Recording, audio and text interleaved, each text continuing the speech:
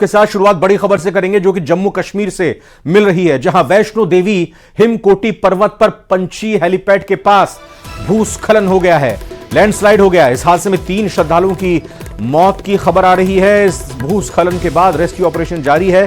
खबर है कि हेलीकॉप्टर की लैंडिंग के कुछ ही देर बाद वहां पर भूस्खलन हो गया, लैंडस्लाइड हो गया। और यह पहली तस्वीर इस वक्त आपकी टीवी स्क्रीन पर हादसे के तुरंत बाद की। लैंडस्लाइड जब आया, भूस्खलन जब आया, तो उसके बाद की तस्वीरें ये एक तरह से कह सकते हैं कि यात्रियों के, श्रद्धालुओं के जाने का ये मार्ग है। और यहीं से संभवतः चूंकि 3 श्रद्धालुओं की जैसा बताया जा रहा है कि मौत हुई है, तो संभव ये है कि यहीं से हो सकता है वो गुजर रहे हैं। और ऊंचे पत्थर और ये ऊपर जो शेड है वो आकर इन श्रद्धालुओं पर गिरा हो। 3 श्रद्धालुओं की मृत्यु की खबर भी इस बीच आ रही है।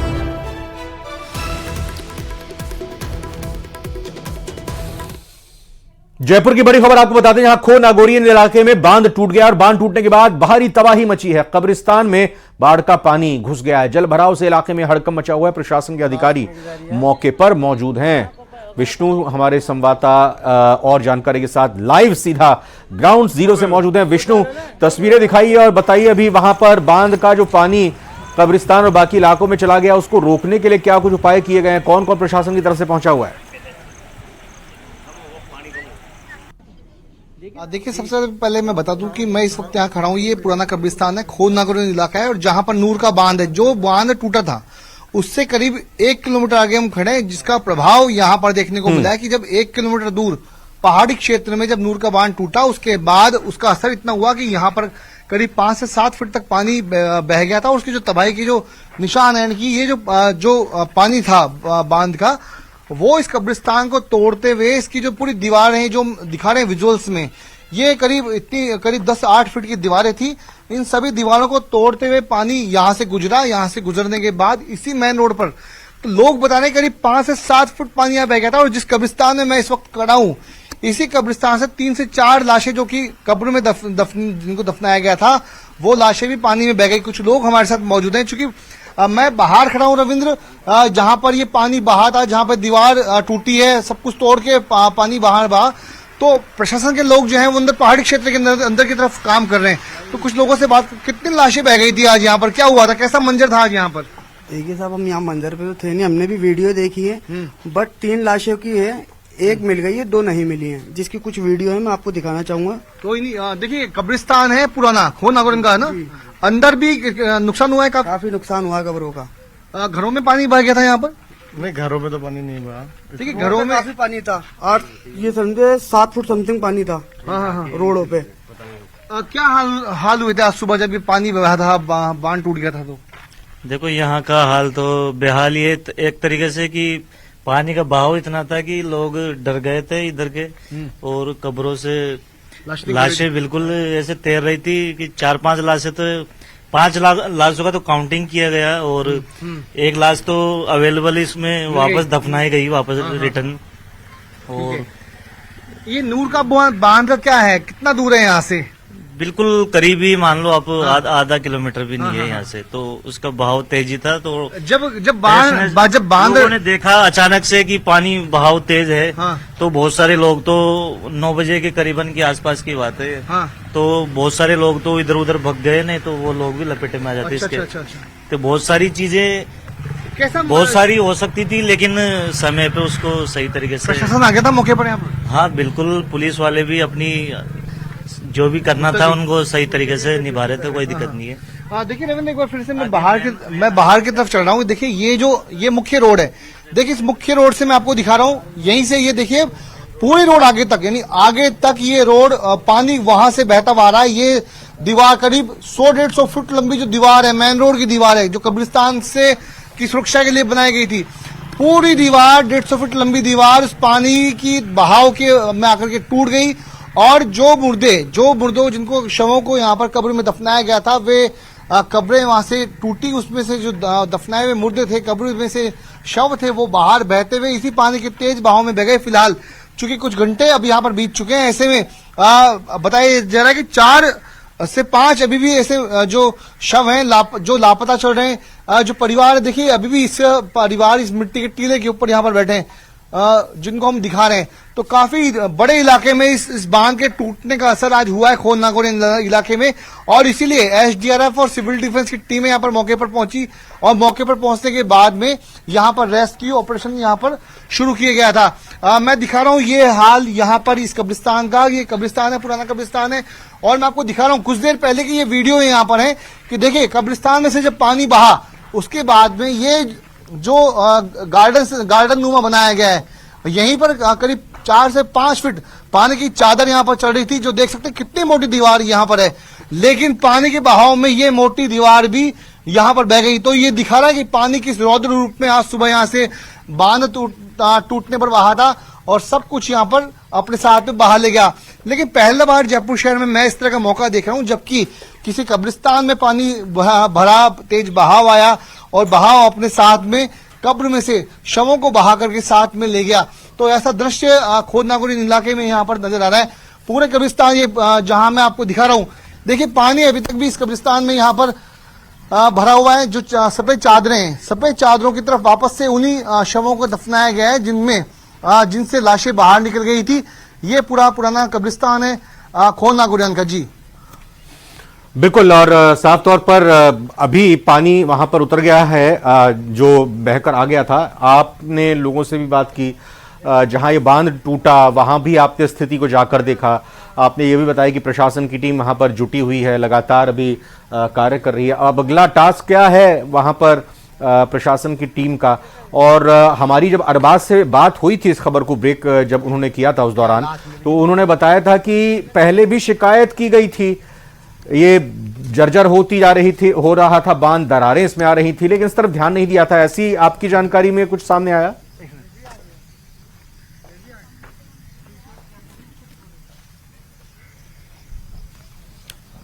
तो विष्णु हमारे संवाददाता मौजूद हैं और बात इनसे करेंगे, जानकारी लेंगे। लेकिन फिलहाल विष्णु शर्मा, आपका बहुत बहुत धन्यवाद, बहुत बहुत शुक्रिया।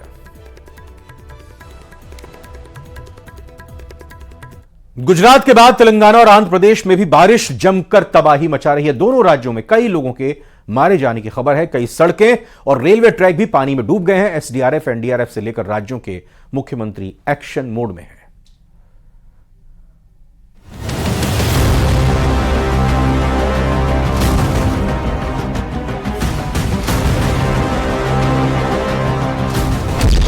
दक्षिण में आसमानी आफत का कहर,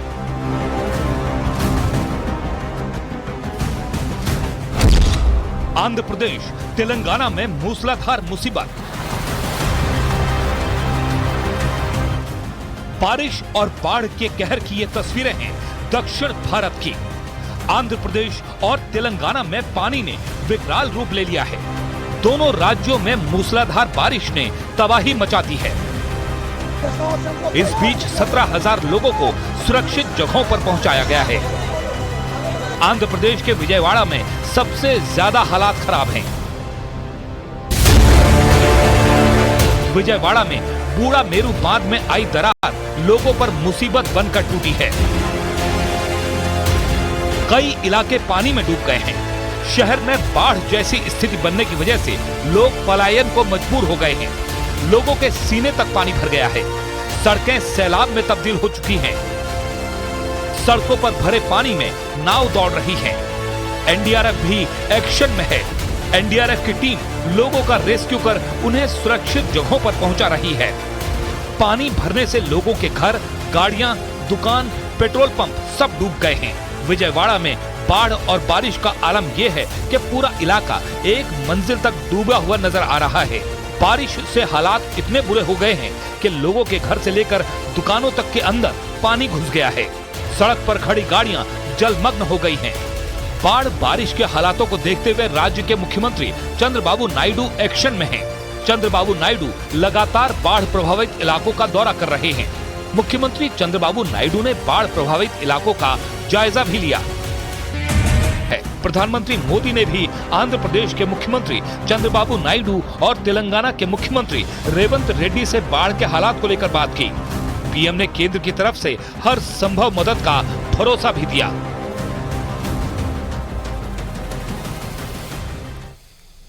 उत्तराखंड के चमोली के कर्णप्रयाग सिमली में कल देर रात हुई बारिश के बाद काफी नुकसान पहुंचा है। यहां कई घरों में मलबा घुस आया है।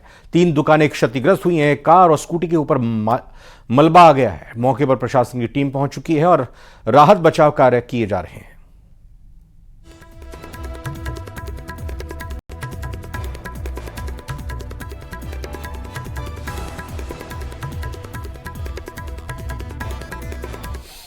उत्तराखंड के चमोली से ही यह खबर है, जहां पर लगातार देर रात से रुक रुक कर बारिश का दौर जारी रहा। बारिश से जनजीवन अस्त व्यस्त हो गया। बद्रीनाथ राष्ट्रीय राजमार्ग पागल नाला छिनका नंदप्रयाग के पास बंद है। वहीं अगले कुछ घंटे और पहाड़ों में तेज बारिश का पूर्वानुमान जताया गया है।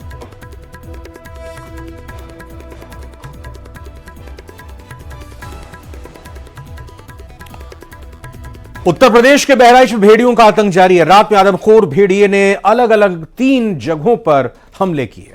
3 हमलों में एक बच्ची की जान चली गई। हमले में बुजुर्ग महिला बुरी तरह से घायल हो गई हैं, जबकि तीसरे हमले में एक लड़का घायल है। सीतापुर में भी भेड़िए ने बच्चों पर हमला किया। बच्चों को बचाने के लिए मां ही भेड़ी से भिड़ गई। वहीं बहराइच के डीएम ने कहा है कि लोगों को सावधान रहने की जरूरत है, क्योंकि अभी भी 2 भेड़िए आजाद घूम रहे हैं।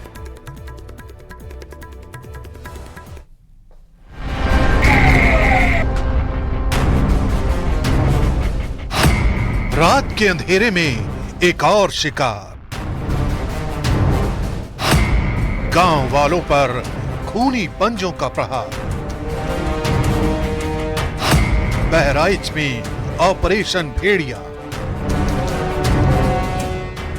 आदमखोर पंजों ने बहराइच के कई गांवों को जकड़ रखा। 50 से ज्यादा टीमें बहराइच में दिन रात भेड़ियों को पकड़ने के काम में लगी है, लेकिन भेड़ियों की चालाकी के आगे किसी की एक नहीं चल रही।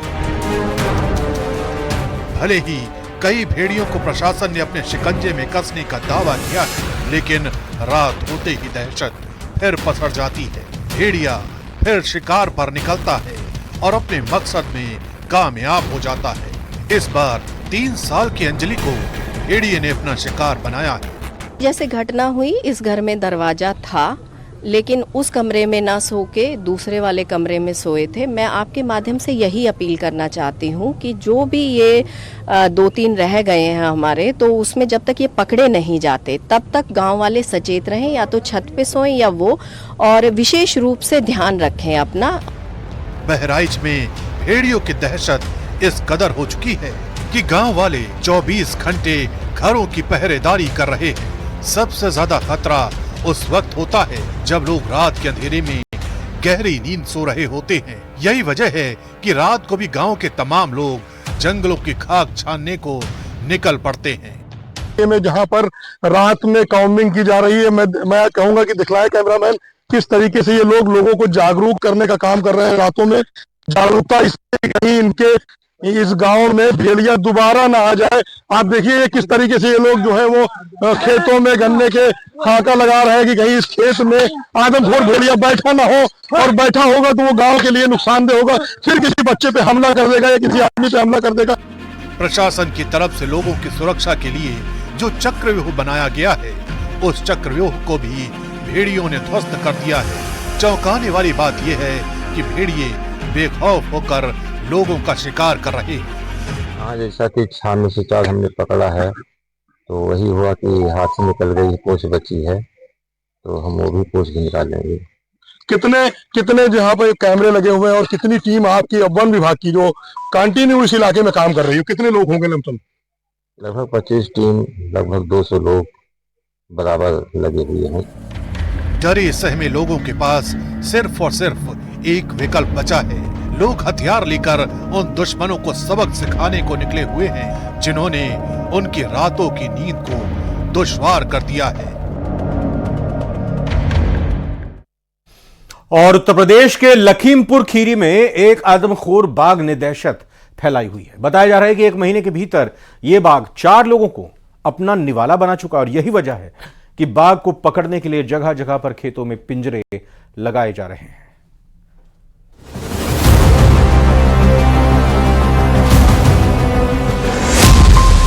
लखीमपुर में खूनी पंजों का जोर। कैमरे में दिखा खूंखार आदमखोर। भेड़ियों की जो दहशत इस वक्त बहराइच की जनता महसूस कर रही है, कुछ वैसा ही हाल इस वक्त लखीमपुर के लोगों का है। लेकिन लखीमपुर में लोगों की दहशत की वजह भेड़िए नहीं, बल्कि वो बाघ है जो बेखौफ होकर लोगों का शिकार कर रहा है। दावा किया जा रहा है कि ये बाघ 1 महीने में 4 लोगों को अपना निवाला बना चुका है। यही वजह है कि बाघ पर शिकंजा कसने के लिए जगह जगह पिंजरे लगाए जा रहे हैं। अब पिंजरे के आसपास से तो गुजरा है, लेकिन पिंजरे की तरफ गया नहीं है। तो हम लोगों के आज फिर से वही स्ट्रैटेजी है कि ड्रोन से और एक बार निगरानी करेंगे, ताकि वो उस एरिया से बहुत ज़्यादा की तरफ कोई बहुत ज़्यादा जो है कोई मूव ना करें और उसको उसी एरिया में रखा जाए। और थोड़ा बहुत हम पिंजरे के पोजीशन ये सब चेंज करेंगे ताकि जो है टाइगर पकड़ में आ सके। बताया जा रहा है कि जंगल के इलाके से निकलकर ये बाघ बीते 1 महीने से इमलिया गांव और उसके आसपास के इलाकों में घूम रहा है। वन विभाग के कैमरों में चहलकदमी करते बाघ की तस्वीरें भी कैप्चर हुई हैं, लेकिन ये बाघ इतना चालाक है कि लगातार अपनी लोकेशन बदल रहा है। यही वजह है कि वन विभाग को भी बाघ की लोकेशन के हिसाब से अपने ट्रैप को बिछाना पड़ रहा है।